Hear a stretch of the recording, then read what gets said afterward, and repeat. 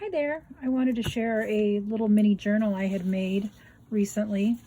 Um, it was a journal that I had actually practiced doing the binding. It was really a practice journal, but I just loved how it turned out. So I turned it into my dinner time ritual, kind of documenting the dinners I made. So in the last year, 2020, everybody was home because of the events of the year, the pandemic. And so I did a lot of cooking. And as I ended the year, I thought to myself, I wished I could remember all of the meals I made. So I try to cook at least once a day. And then I would try to cook enough so that I could serve leftovers, which you'll see represented in this book. And so at the end of the year, I kind of got more into journaling because the other art I do wasn't really good for the wintertime. So I made this journal, and it was really one of my, I think it's the first journal I've made. So I harvested some old books. Actually, the cardboard I used was from food packaging. So in the spirit of a junk journal, it was taken from, I think it was a Cheez-It box.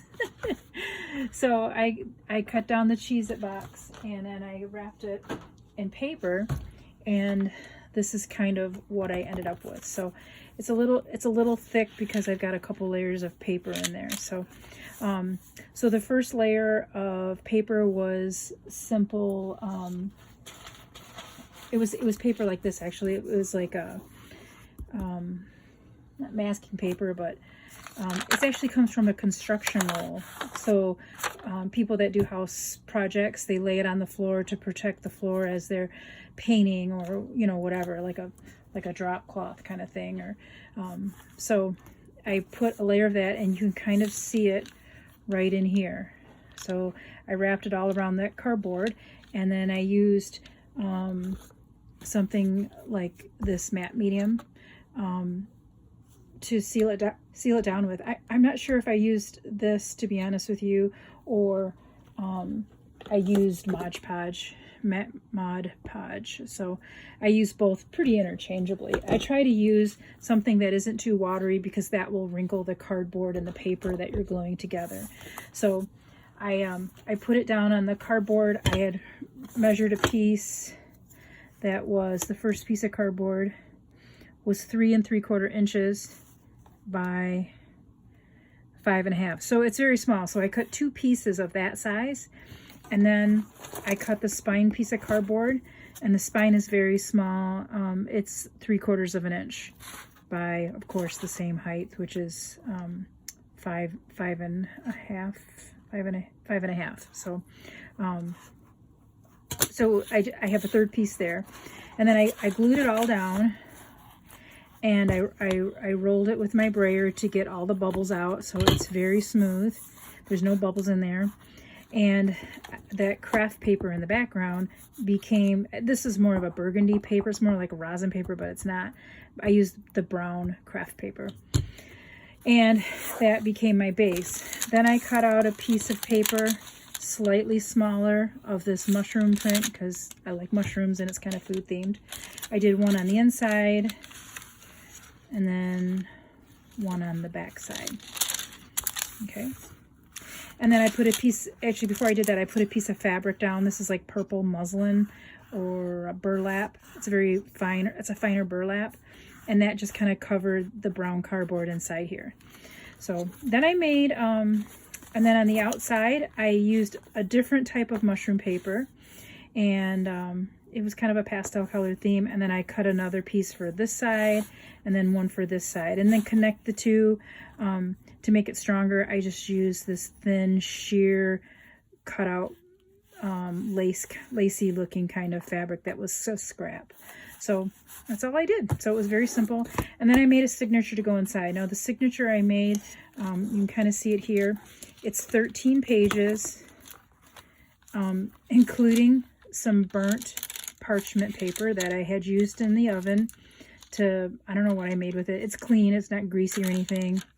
I think I made like some French bread with it or something.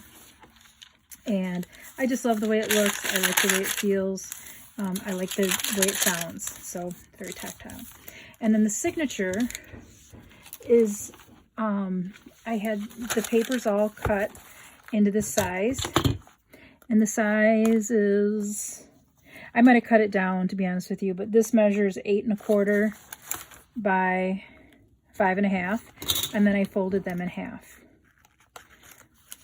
And these were to be a future project for signature paper. So, and then I fold everything in half, like you can see the fold right there. And then I did a simple pamphlet stitch. And so the pamphlet stitch, here's the center. I made 3 punches. I took wax coated thread, which is stiff but sturdy, but flexible, you know. I thread it through the needle, and I put it through the center, and then wrapped it out there, and then poked it in here, and then I brought it around, and then I poked it over on this side, and it came through there, and I poked it in there, and then I took the 2 threads, and I put them on either side of this string, and then I tied it 3 times, and that's how I got that knot. So they call that a pamphlet stitch. And then the threads, I like them loose. I just like them. I could always use them for a page mark if I wanted. So the different papers, I cut the 8 and whatever it was by 5 1/2. I folded them in half, and then these are dyed papers. This is dyed with Wilton brand food icing, like food coloring for icing. You can use it on paper. I had some leftover paper envelopes. This is from the Board of Elections. This is where I did my voting registration. It's very, very telling of what last year was like, to have to do a mail-in vote. And I dyed that with the Wilton colors. I also used Easter egg dye. It didn't come out as vibrant. There's a scrap. I had some music. I had envelopes. I cut a little circle punch in there. This came from junk mail from the food bank. This is old vintage notebook paper from when I was in grade school. I dyed that with egg dye. Here is a charity postcard that I dyed with coffee. There's some butterfly paper. You get the idea, okay? This is going to actually be a signature for another book I'm working on. I got some more of that burnt parchment paper in here. And then, oh, I even have some, these are muffin papers that I dyed with coffee. And they're going to be part of the signature, and you'll see me use that in just a sec. All right, so there's the center of this one signature book. How am I doing on time? 8 minutes. I'm trying to keep this short. Okay, and so mushrooms, and then this begins, and then look, I'm not perfect at my journaling. I didn't start writing in this until January 16th. So I left some space for me to, if I remembered the other days of the weeks, the 2 weeks before this at the beginning of the year, I was going to put it in there, but here it is March and I haven't remembered it. So it's probably, maybe I'll do a drawing there or something. So on Saturday, January 16th, we made flank steak fajitas on the smoker, a jalapeno popper dip.